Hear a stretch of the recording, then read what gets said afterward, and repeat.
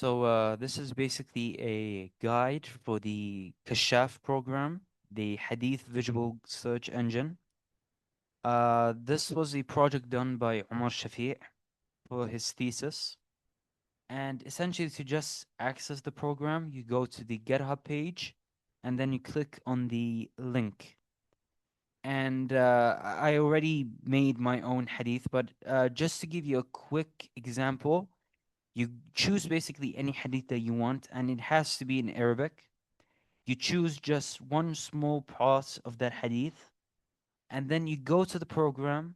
You then copy and paste the selected sentence. Let me just There we go, and then you just click on submit. Now this might take some time depending on how much text you input. And for this, it just gives me 14 matched hadith. Now keep in mind that sometimes it can give you less or more than what you need. So you need to click on the black window, and it will give you the total matched hadith. And then you draw, and it will give you essentially the entire hadith in a visualized way, basically. Now, the origin for this hadith is Abd al-Rahman bin Sakhr, which is basically Abu Huraira.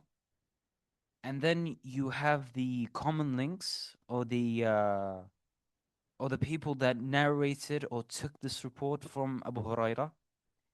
And to essentially know more about this specific narrator, which is called Abu Salma,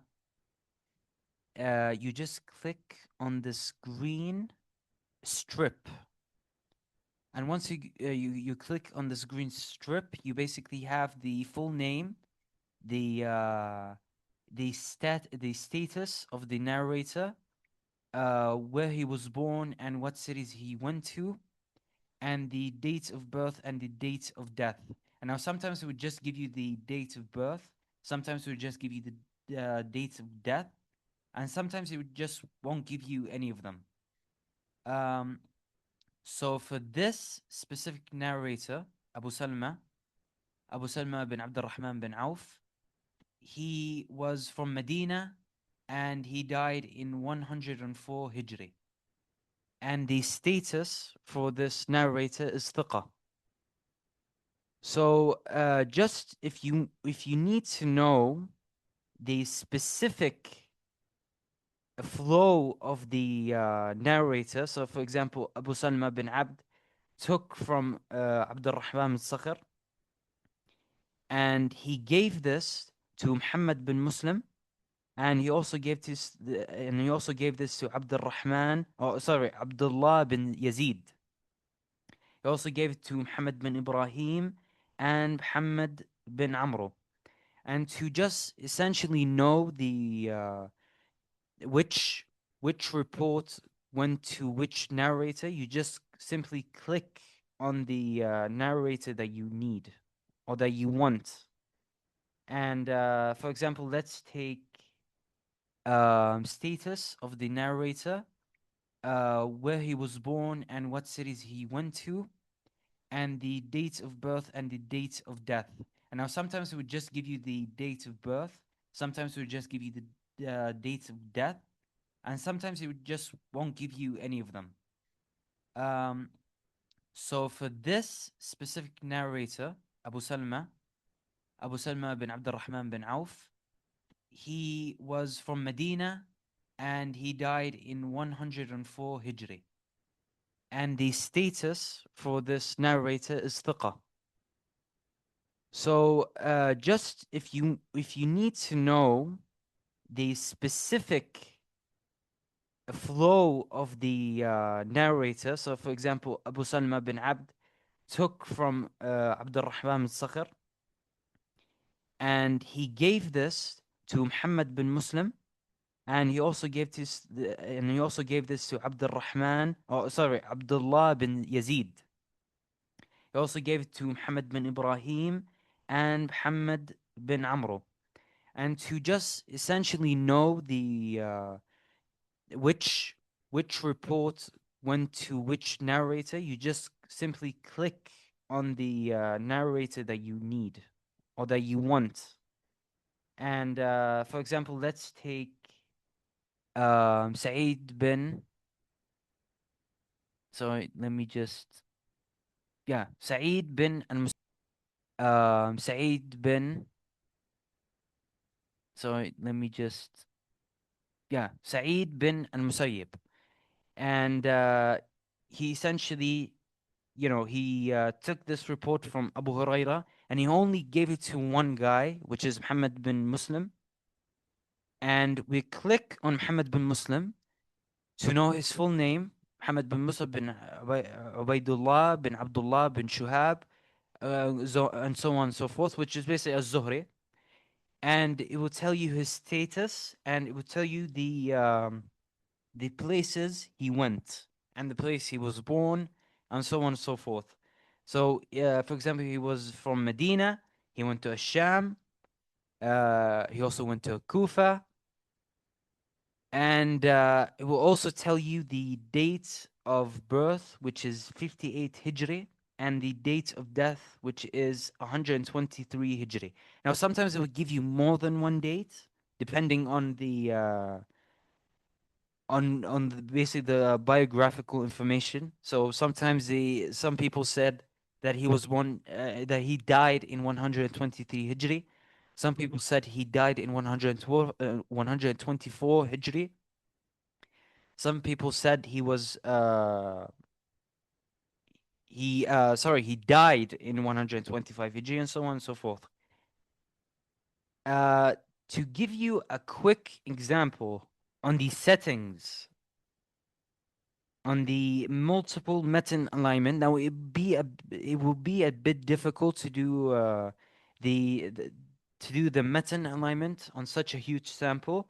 So I'm going to switch to this small sample, to this small hadith, and we'll do the process again. Then let me just copy and paste and then submit. Now, just click on it, and now we have 10 matched hadith. So we draw this hadith, and this, as you can tell, this is a pretty small sample. The origin of this hadith is Abdullah bin Abbas, and this is the people who collected it, which is Ahmad bin Hanbal, Muslim bin Hajjaj, so on and so forth. And the madar or the common link for this hadith is Jad bin Dinar. Now we can go to the multiple metin alignment, which is basically an option which can give you or tell you the differences between the metins. So you can know if there's any addition, if there's anything missing from the metin, depending on the flow of narration. So let me just do this again. And then go to the settings option, إعدادات, and then go to the link coloring section and go down to the multiple meta alignment option. And here we have a small pop-up that basically gives you the coloring of each metin to each rawi. Now, the first line is basically the basic metin, which is all of these colored metins are compared to. So using the dosification function, you can essentially know if there's any additions or if there's anything that's different in regards to the if it's past tense, and you can basically tell if there's any additions or if there's anything missing from the metin or if there's anything that is different. So to give you an example, a jama'ah in 3 of these metans, or on three of these isnads, the word al-jama'a was changed to a sultan. And in some matins, for example, as you can see, they don't have the original matin doesn't have anything in any word in this place. But when you go down, it says فيموت, فمات, فيموت, عليه, and so on and so forth. And so you can basically see if there's any changes in this isnad, or if there's any changes in the wording, or if there's any additions, and you can basically easily identify if there's any tafarrud in the chain.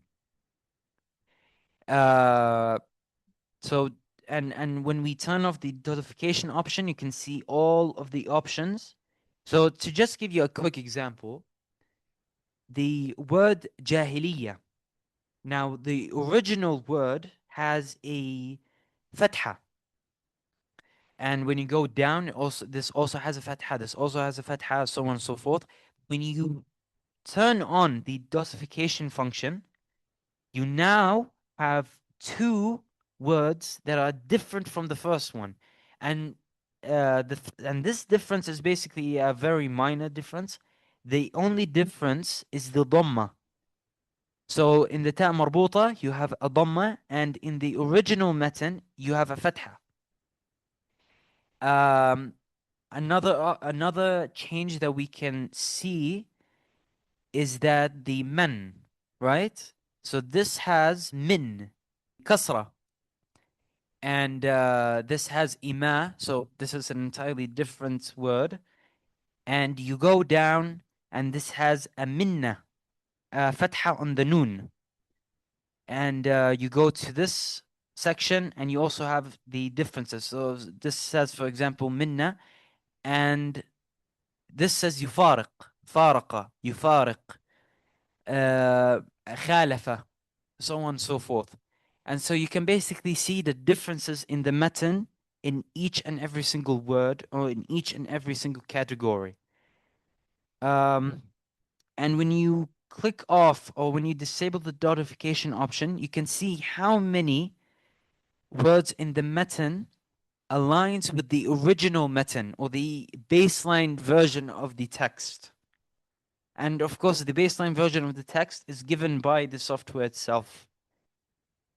And that's basically it.